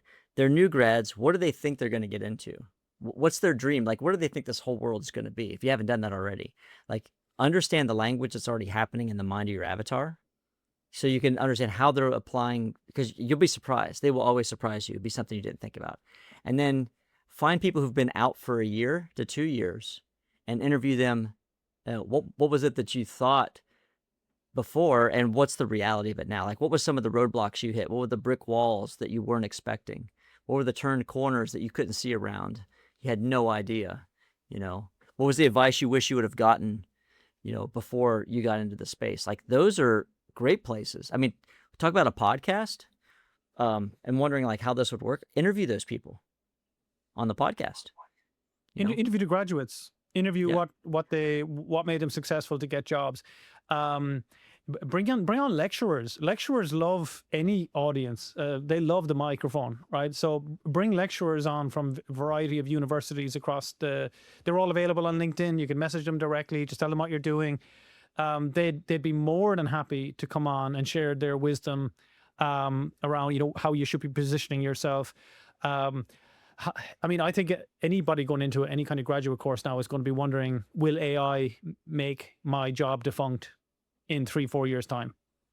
So it's how to make sure that you use AI as your friend. Like anything like that is going to be popular. It's going to be viral. It's going to be very shareable.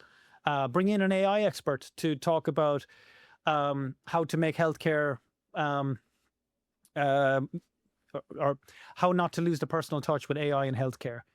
What can undergraduates do on the side to really scrub up on what they could be doing to make themselves so employable that people will be, tripping over each other to get you.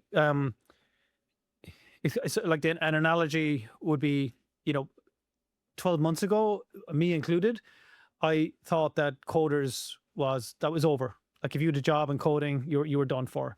And I remember thinking, God, all those kids that we were teaching for years to go do coding, it was like the big thing. And now, from listening to Mark Andreessen today, he said some coders are on over $1 million a year because that one coder is responsible for potentially 100 AI coders doing that job. So that's where healthcare is going to be going. Is that diagnosis, etc., is going to move downwards from the doctor to the AI will do the assessments, the tests, the reports on the bloods. So where do you add value in that chain, and how do you put more focus in that space? I would be very comfortable in moving in that direction rather than going into the same old ding dong that people would have talked about for the past 30 years on that topic, because now everything has changed. That's what I'd be focusing on: what has changed and how to maneuver with that change. Yeah, I made a lot of good points there, actually. I think some of the low-paying jobs that we kind of snicker at or have been snickered at, like in that space, like healthcare, for example, health coaches were kind of like the unemployable, or you don't make enough money, right? But the doctors were the ones that were getting all the kudos, and they're driving the Beamers, and they're playing golf 4 days a week, and they're making all this money. But I think a health coach now can be probably more nimble and more limber in addressing issues and symptoms and getting people a pre-diagnosis of potential issues, because you could do blood work, you could do so many things and have that all analyzed by AI before they go to a doctor, so they can choose a better doctor, which is interesting because now the health coach can become the entry point. So the health coach can become the most valuable person in the doctor's life, because you're going to be the one recommending, because your boot's on the ground. You're going to be the one recommending what doctor to go to, what specialty. Like you're kind of helping people make a pivot, so that's really, really interesting as far as like how to reassess that. Andrew's asking a couple of issues which I have identified listening to you guys over the past few weeks. Firstly, I've realized that I put on the brakes when it comes to podcasting. My excuse is I don't have the software mindset like you guys. I'm not organized. I'm learning from you. Secondly, I'm fearful of the success of my not yet launched site. Ha ha. Mainly fearful of overwhelmed by the response to my success. And podcasting definitely excites me and the reach I can have. So what I'm taking from that is that, so he doesn't have the software mindset. I don't either. I had no idea how to code that thing I just showed you guys earlier today. Like I just started with an idea. What if this existed? And that was created. You don't have to know this stuff anymore. I'm not organized. Well, we covered that, how to get organized with the Rethink Planner. And this is the perfect episode, right? To solve your problem, Andrew.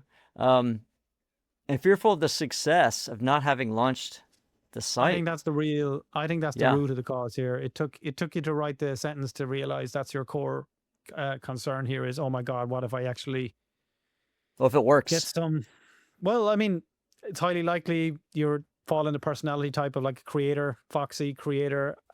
You constantly creating stuff, but hate seeing stuff through, because that's when you get judged, right? And you just have this deep concern that you're not enough, right? I'm one of these. I'm partially a creator for sure. A sure sign that you're one of them is you're always doing qualifications, the next qualification, the next thing that I can publicly show that, look how great I am. In fact, I mean, I can't hide. I've got all these things behind me and still aware of me demonstrating these awards. But it's this constant, never ending of I'm not enough as I am. So you're always trying to prove it. And just the idea of being judged negatively is a nightmare. But you're aware of it, which is the really, really important step. You're like, I'm actually afraid of it doesn't matter if it's success or failure. You're afraid of either option. The reality is there. You're afraid of either outcome, being judged, feel that you're not enough, proven that you were right or wrong, whatever way that, it's same coin. But what you need to start thinking about here is you hear that every coin has two sides, but actually it doesn't. There's three sides to every coin. There's the thin side in the middle, and that's the key, is learning how to sit on that layer between the two sides of the coin, where you see both sides. You see the fear of success and you see the fear of failure for what they are. That either outcome you have attached a disastrous outcome to. So, I mean, there's lots of things you can do to help with this, but as George said, this is the perfect episode because it actually comes all the way back to what he showed with Frequency Nova. I would do something very tangible here and write yourself a self-worded mantra / meditation, which you can just go to ChatGPT and ask it to write a script for you specific to overcoming the fear of success, and then build it out and listen to it every morning, listen to it every night when you go to sleep, and let your subconscious, because I don't know what age you are, but I'm sure you're on the planet decades at this stage, like let your subconscious actually feed off of something that will help to rewire your brain, because it's holding you back. It's kept you where you are at this point, not just you, but hundreds of millions of people across the globe. And it's something that can be resolved, but it starts with awareness and then doing something about it. So that's a very tangible tool. We might as well just keep it to that today, because if you did that, that would be just epic. In the past, you would have had to get a hypnotist. They'll bring you back a couple of times, then they'll give it to you. Then they'll give you a standard copy and cut or a cookie cutter positive thinking audio file that you need to listen to. But what George gave you at the start is actually eons ahead of that. That's where I would start. Yeah, I think the perfect day exercise you mentioned too, Paul. I think that'd be a great place also. Like, put yourself in that space. He's afraid of what happens if if he has success. Well, what does success look like to you? I think what it really looks like to you is probably not what you think it looks like to you. I don't think it's that scary. You're probably not gonna be, like you said, sitting on the hammock with bed sores, for 15 months straight, like trying to figure out your next move or your next whatever.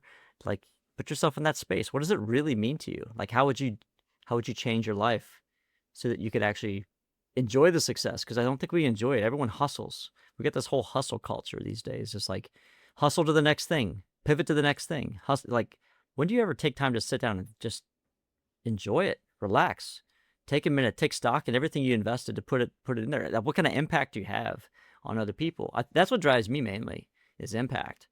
So it's like, when I get caught up in my own head and I start rethinking, and that's probably not the right word for it, but I start saying, like, am I enough? Is this good enough? Is it, can it be better? Like, whatever it is. Yep. I start to think, because I thought to myself with this whole Frequency Nova, should I put this behind a paywall? Should I try to make some money from this? Like, I'm giving something away that's very valuable to people. Like, should I try to monetize? You don't have to monetize everything. But my mind was like, well, shit, why don't I just give it away? Just leave it. I've already spoken about this in the last 48 hours on my podcast, on this podcast, and to a number of people that I've had interviews with, for various things for my business. I've said, hey, check this thing out. I'd love to get your feedback. Like, I just put it out there, man. Don't worry about it, because the fact is you're withholding impact from somebody else, and that's not okay. If you've got something that's going to transform someone else's life, it's not okay to hold that back. And because you're too scared to step into the vision that you have for yourself, because it might be overwhelming or uncomfortable. That might sound a little harsh, Andrew, but seriously, no, it's not. It's not okay to just hold that back. You got to do this, man. Put it out there. Look, the traditional way, if we didn't have the fancy binaural beats, etc., that you had available today, the traditional way I would say to do this is you write down a specific goal, right? That whether it's connected to, let's say, financially, right? Let's say if you get this podcast, success to you looks like, I don't know, let's say you're going to make $10,000 a month, right? And it's going to come in from your podcast. So you say, I will be making $10,000 or more from my podcast by the end of 2027, so that, these two words are absolutely critical, so that. And you go ahead and you write a list of 100 things, 100 positive things associated with that goal happening. This is how you take an idea, which is all it is, into something that's actually going to happen. So 100 things. Now you're going to struggle. You'll be fine for the first 7 or 8. You go, I can have a bigger house. I can quit my job. I can do what I enjoy doing. I can spend more time with my family. And I'll buy a boat. I'll buy another car. And then you realize this is my lottery winning list, which it immediately goes to that part of your brain going, you're never going to win the lottery. The end. So what I found over the years that works really well is you take the 8 areas of life, right? And what you want to do is to get 12 of each. So start with your relationships. So that, tell me 12 ways that your relationships are going to benefit from it. Then tell me 12 ways that your earnings are going to benefit from it. Tell me 12 ways that your spirituality is going to benefit from it. Tell me 12 ways that your physical and mental health are. And when you do that, you've got 96, right? You're almost there at 100. So that's the positive attribution, the positive support, the positive push. But that'll only get you going. What will keep you going is doing the corollary of this, which is the difficult one to do. So I will be making $10,000 per month or more from my podcast by the end of 2027, or else. What's the or else? Those 2 words can move mountains. People will do anything to avoid pain. They'll do some things to move towards pleasure. So you need to stack up the pain, that your sensitivity to being judged of being a success or failure feels childish, and feels like you feel like that you're accessing that inner kindergarten child within you. When your teacher they gave out to you with a loud tone of voice, right? And you still have that within you, and you're still afraid that will happen again. Oh my God, what if? So you go through those or else. Same plan. You break it down into the 8 areas, and you go or else. Okay, how are my family going to be negatively affected by me not doing this? How are my earnings going to be negatively affected? I'm going to be stuck in a job forever, and my job is going to be gone anyway. So what the hell am I going to talk about? Blah, blah, blah. What am I going to do spiritually wise, right? You won't even have time to meditate because you got to go up and figure out how to get a resume out there. You got, etc. Health wise, right? You're going to eat crappy food. You're not going to be able to have organic food because you can't afford it. You won't be able to afford a chef who could actually cook for you every single day the freshest and best foods. You can have a personal trainer. You can have a gym built at the back of your house. All of these things. And you start to realize, oh my God, it's just a podcast. I didn't realize it had so many ripple effects into all areas of my life, that me choosing not to do this is the most cowardly move I could ever make, not just for me, but for everybody else. And, a lot of people won't take a bullet for themselves, but they'll take a bullet for those that they love. No problem, without even thinking about it twice. So that's what happens. You go from the New Year's resolution, which is all about me, and people are happy to fail on themselves all the time, to making about those that you love the most in your life, that you're willing to do anything for. And now you've connected that outcome of having a successful podcast to the ripple effect of all those things. And then you realize, well, now I know why I never got out of first gear, because I never had enough reasons to keep going. Pain keeps you driving forward. And if you've ever learned how to drive with a stick shift like everyone in Europe has, you know that you never get cut out. You can't cut out in second gear. So that's all you ever need to get to second gear. A car cannot cut out in second gear. So likewise, you need to get out of first gear and into second gear, because now you've got a little bit of momentum, and then things start to drop into place. It's almost like the universe is like, okay, I'll reward you for these things that you've done up until now. They'll test you in first gear. They'll put blockages in your way, so they'll see how serious you are. And then when you get through those, then you start to see these like gems drop and appear, and these coincidences. I don't know, George, if you see this, but I'm pretty sure you have. That shows you you're on the right path. You suddenly, guests will start to appear out of nowhere. Opportunities to be interviewed will start to appear, etc., etc. So that would be the more lengthy response to that. And again, you can use AI to help you with these lists of 100, because what I would do though is go through the struggle of actually the pain of these 100, like let it come from you. and then give that to ChatGPT and say, give me 900 more, because it will. 900 more. And you're like, oh my God, there were 1,000 reasons on the or else column. I could only come up with 7. And suddenly it's a self-fulfilling prophecy. You're like, well, there's no other choice now than to move in this direction. So very long answer, but hopefully that applies to a lot of other people here also. For if you're ever held up in any particular area, that's always my go-to. Now I do it by default. Like, I don't have to go and put the list of 100, 100 and 100, but it's like, show me the negative, show me the thing that's going to finish this out for me. I've enough positivity to get started, but I need to keep going. Yeah, we might want to consider bringing Rich Sheffrin on at some point, because he's got his Zenith Mind program. Because I think what we're talking about now could be, you could feed some of that stuff into AI, and it knows you better than you know yourself. But he's got a very unique methodology of this. I mean, that'd be kind of a fun thing to do, is bring him on and explain like how his thing worked, like how he created this for himself. And I talked to him about this. He's made like $2 million or something. Like, it's been multiple 7 figures. And it's been less than a year, 2 years since he started creating this for himself, just by saying, hey, this is something I needed, and there's probably other people who need this too, And I don't think he started out with this saying, I'm going to create a product I can sell, because he said, I've got some issues that I need to fix myself. I need to get out of my own way. And he's a smart dude. I mean, he's like one of the pioneers in the space, and I thought, I mean, he's got a really interesting story too. That'd be kind of fun. Yudu's asking, said, can I use my phone to start podcasting like the recording? True. Yeah.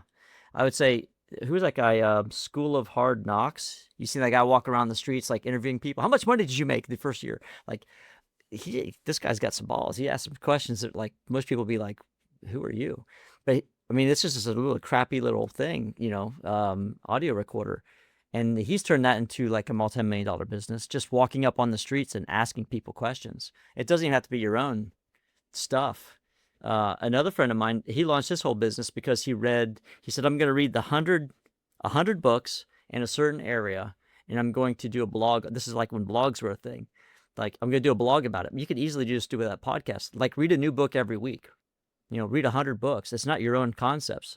What did you take away from that book? You're allowed to do that. You're not plagiarizing anyone's stuff. You're not like reading it online, and sharing it with people so they don't buy the book. Actually, in any case, you can monetize that. Hey, if you want to check out this book this week, here's my Amazon link. Boom. Now you got money coming in from Amazon. And by the way, the secret with Amazon, if you do that around the holidays and they're going to buy a $5,000 brand new Wolf stove, for their home, like, you're getting a commission on that too. If they've checked out your link, in advance, because you're going to get commissions on a lot of these things. That's actually a very smart comment, actually, because going back to Toria's question earlier, like, I would, maybe George, and we get more organized, I think a reading list is an outstanding idea to provide at the end of every podcast. Just stick it in the comments, the first comment. Hey, here's our reading list. We recommend these 7 books. If you want to go deeper, all Amazon links. Maybe you could get higher affiliate commission with Barnes & Noble or something, but Amazon, I suppose, is more global. That's an easy one. Look, you won't get rich from it, but every piece of money in the beginning helps. It just starts to get you that momentum. And it's more the belief, that you actually believe that this can happen, because then it's all just about scale and volume. Yeah. I got a question for you, Paul. I'm seeing the countdown timer showing like 3 minutes. Will this kick us off of Zoom at the end of the 3 minutes? No. Okay, cool. You got some more time, right? Yeah. Okay. I think it's just set up till 3, but yeah, absolutely. Thank you. I can't believe we're on 1 hour and 3/4 already. It's like crazy. Yeah, this has been fun. So I was just thinking to myself, we're going to be done with this podcasting journey, meaning like the Rethink podcasting book, getting to Times Square, like all of that stuff next week. What do we talk about after that? Oh, I want to go. So actually, you know what? Let's put it to the audience, but I have my preference at the moment. I woke up this morning going, oh, I know what I want to talk about for a few weeks. And I'd also like to bring in guests for this topic, because you and I, online business, whatever, all day long, no problem. We'll hold our own. But when I move outside of that, relationships, health, investing, even though I'm a qualified financial advisor, there are better investors than me, networks, Tao, spirituality. I want to start bringing in absolute. Do you know what? not necessarily household names, the exact opposite. Like my secret weapons, your secret weapons, people that we know that know their stuff and just have never bothered with marketing. You know, they're just happy with their lives, and they're just dedicated to their task, their purpose in life. So let's see. We still didn't set up that little wheel of maybe one of us could do that now, George. Where we can put it in as a little vote. People can vote. What's the name of that thing? Somebody told me the last. I'm going to do it now. A poll, something like that. What was it called again? Is it a poll? You mean? Yeah, that Or poll something? software. Let's see. Somebody helped me with that the last time when I asked. They might. Yeah. Laura said networks. I think she took. What do you mean by networks? Are you talking about how to build a network? Oh, networks is social media, speaking on stage, running webinars. Podcasting is in the thick of networks. Basically, reach the distribution of your message and connections and the people that you know. Oh, big shout out to John Lee.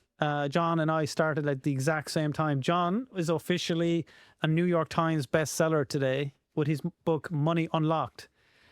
That is crazy. Like I'm so excited for him. Like I know that was a huge deal for him. He's had his ups and downs the last couple of years, and he's put his heart and soul into this launch. And he got in at number 9 today. I was like, oh, when he was even scrolling down, and he even on the video it said on Instagram that he'd made the list. I was like looking at it when it was at number 8, going, oh my god, I hope he didn't misread it. And he squaws in at number 9. That stress, I can only imagine. What that was like. Or Mel Robbins is there, Atomic Habits, they're all in there. You're like, oh my god, but he did it. So that's something I'll be looking to do myself next year. But very huge congratulations. The book is called Money Unlocked, in case you're interested in that. I'm going to find what that little software is, not set it up here as a little survey. Slido. Awesome. Slido just came to me.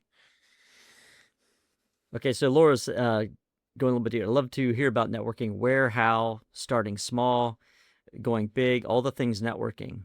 And bring in Dave Sheehan from Rethink Health. Since we've been talking about that a few times, we've mentioned Dave a few times. He'd be a good one.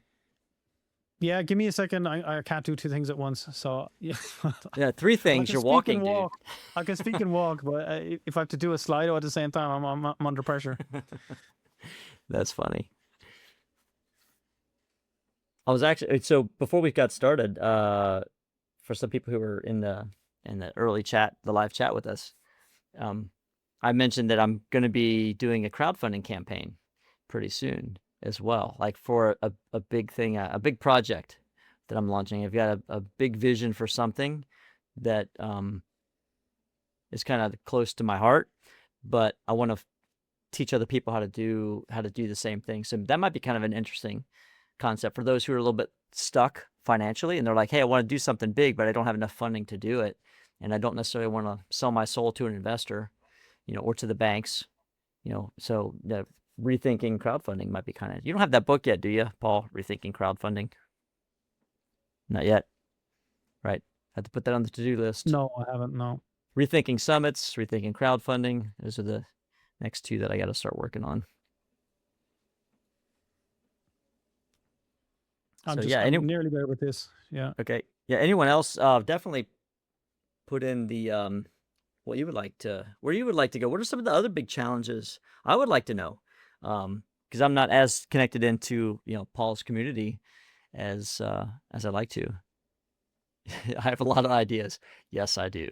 Way too many. That's what I'm trying to give them to you guys. Like, go do this thing because I want to use that thing, whatever that is. But yeah, I'd love to. Let's say if you're not growing, you're dying, or something like that. So challenge yourself. Yeah, we've actually spent all of the last ones basically on networks, which is like distribution of your content, like podcasting and books, like and NASDAQ, billboard. Like literally, that's exactly what we've been on, rather than specifically how to make money with a business. So RETHINK. One more.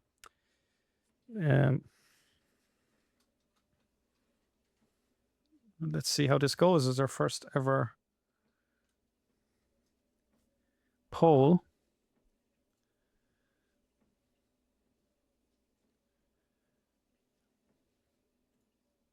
All right. All right. All right. All right. Here we go. So what you need to do is scan this code. I'm going to vote as well. Can you put it up on the Yeah, it's coming. Riverside too? There we go. Right. Let's scan this code and vote. And look at all of look at all of the options before you vote, please.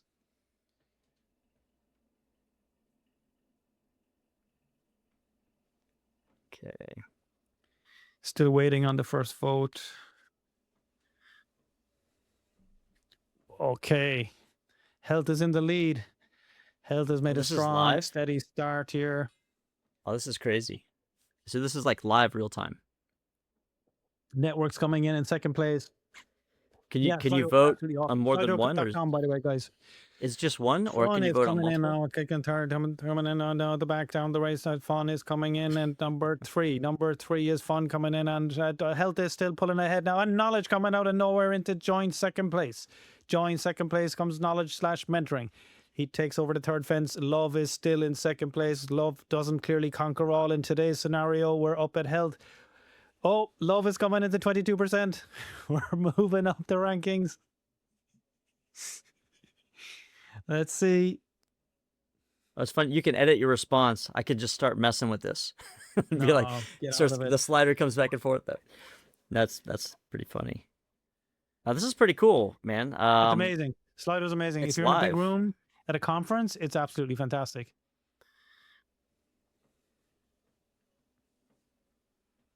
You know what? We should make a plan to actually do the podcast live on YouTube and stream it soon. Meaning, like, let's get through the launch in New York, and like maybe coming into early summer, we'll do at least one episode where we both hit our list really hard with the video on YouTube, and we can share the Slido thing. That'd be a lot of fun, and we'll have something a little more prepared, for that. But that'd be a lot of fun, because I think we're going to hit high numbers in the algorithm, and I think a lot of people are going to discover what we're doing with that. Yeah. Okay. I think we've got a winner with Health, which is fantastic. I'd love to do a few sessions on Health. It doesn't mean we're not going to talk about other things, but Health being the predominant one.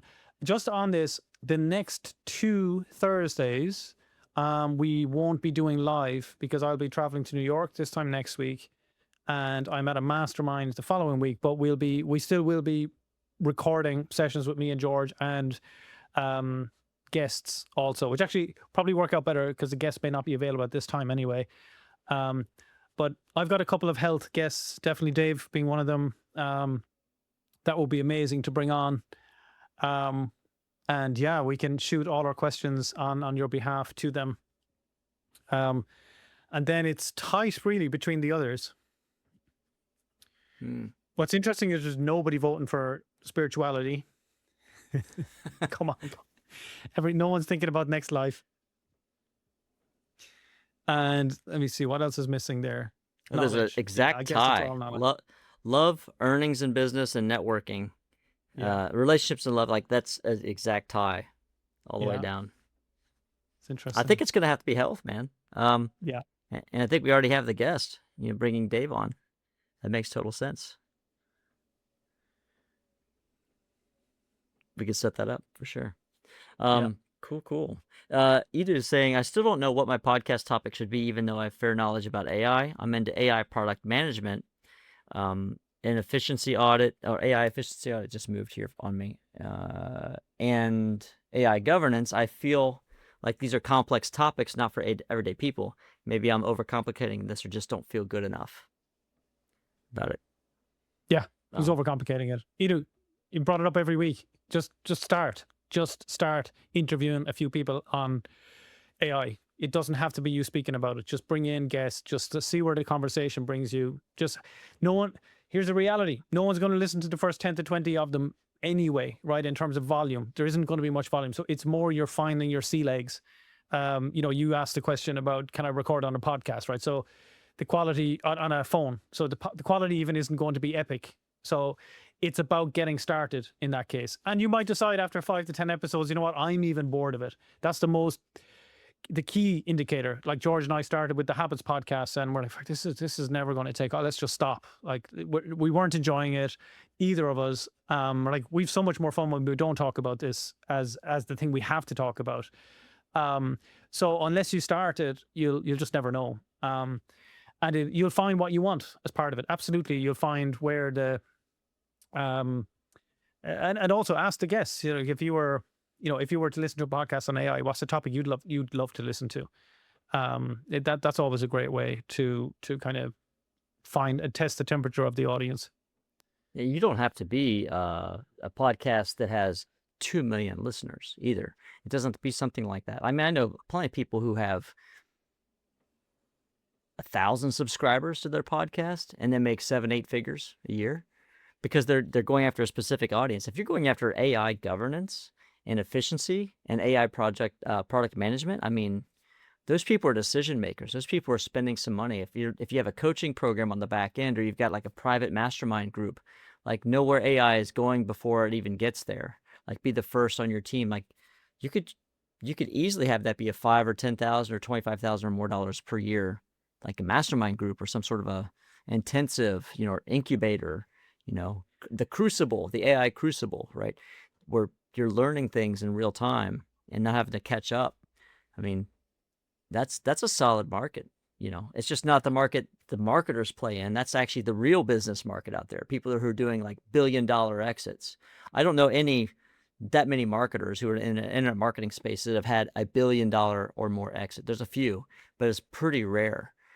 People that do these like real businesses that appeal to like, people that are using Salesforce, for example, as their CRM, like those are $1 billion exits, and they're spending a ton of money on tools. And they would, I think that's an underserved audience, truthfully.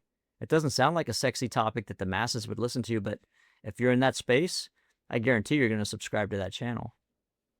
You just have to put it out there, otherwise they'll never find you. So I think it's a good topic. Cool. Edu. Oh, hey, Howard, didn't realize you were here. Hypnotherapist could be interesting to bring on. Yeah, for sure. It'd be amazing to get Keith on, actually. He's fascinating. Yeah, so I'm looking at the results. I just shared them one more time. Interesting. Let me do a share here. Yeah, 3 times as many people chose health. Yeah. It doesn't surprise me. When we offered the health offer, more people bought the health offer than any of our money offers. It's just, especially for entrepreneurs, I will bring this up, man. We're going to have a good few weeks on health, I would say, because there's so many angles we can come at it from. But in a time of uncertainty, just what I say to my mentoring clients is focus on your body, right? Because it's, what you put into it, you're going to get out of it. So, get into the gym, start working out. You're going to see the results. There's no guarantee that that'll happen in business at the moment. You could be rowing in what you think is the right direction, but you're actually going upstream and you're in the water, so you can't see which direction you're going. But with health, Rory and I joke about it. It's like everything looks better with a 6-pack, It's just so true. So different 6-pack. That's on the front of your apron to begin with. But what it is true though, when you wake up and you look great, you're like, wow, okay, how bad can things be? So I definitely, so here's some ideas I would have. I want to bring in some peptides experts. I want to bring in Dave, who's like specifically on fitness and health. I want to bring in my magic guy who helps me. We could either see it as health or Tao, but the guy that helps me choose the supplements that I choose and what time of the day I take them and what percentage uptake I have with them and the quality of each one and how you figure all of that stuff out, how to balance yourself emotionally with traumatic issues, etc. All these things have a huge bearing. I'd also like to bring in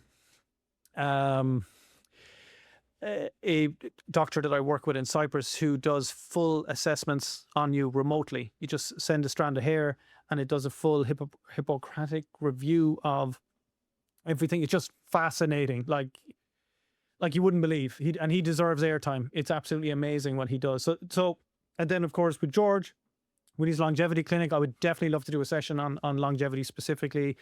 Bring in stem cell experts. Bring in all sorts of experts in that place. That love to do that. Relationships, love to bring in Rory for sure, and we just talk about that and other. We could probably do a couple of sessions with him. Well, that's health too. That's mental health, right? Because that's a Yeah, big challenge for people. It doesn't have to be just physical, like what you put in your body, diet kind of health. I mean, there's lots of different types of health that's, connected for for sure. sure. Yeah, and the other like there's a tie then between the next four. So I'm going to be doing some for the Tau one just to get some votes on it.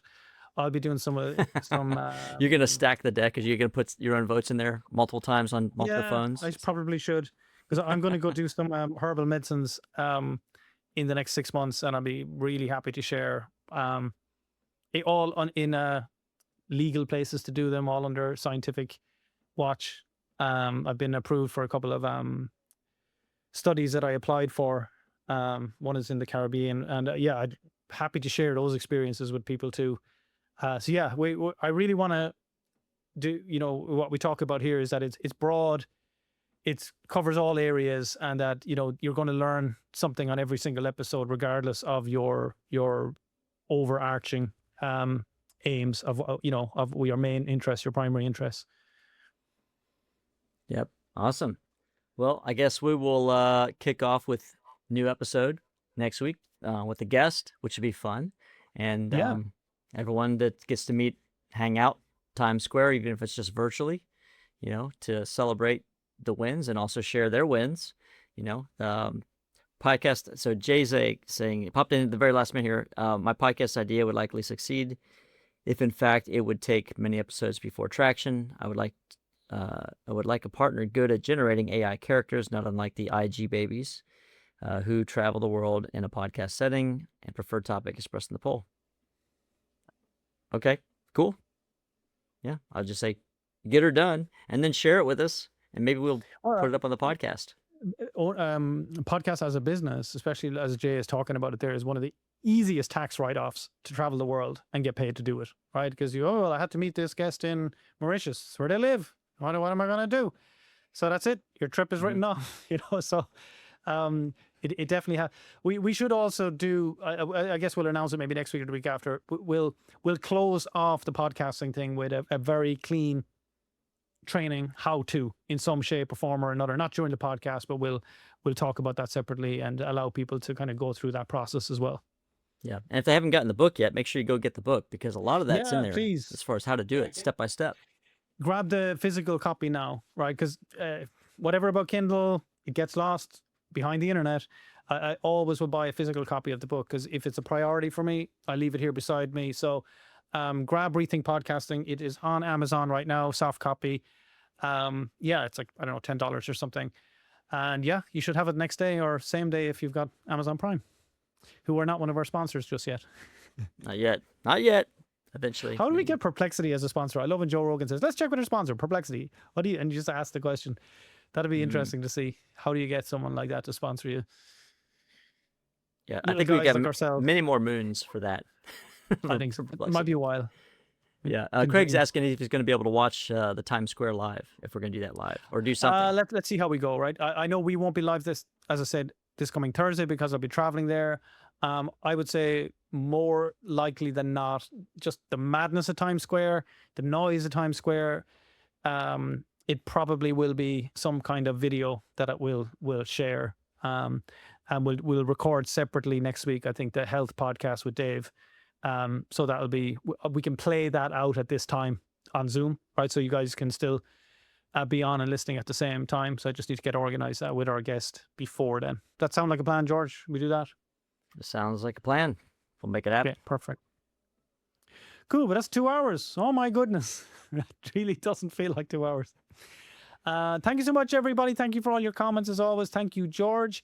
Someone checking in. I'm like, yeah, t-shirt. Good question. I am going to be picking up my t-shirt tomorrow. I want to have it in time for New York.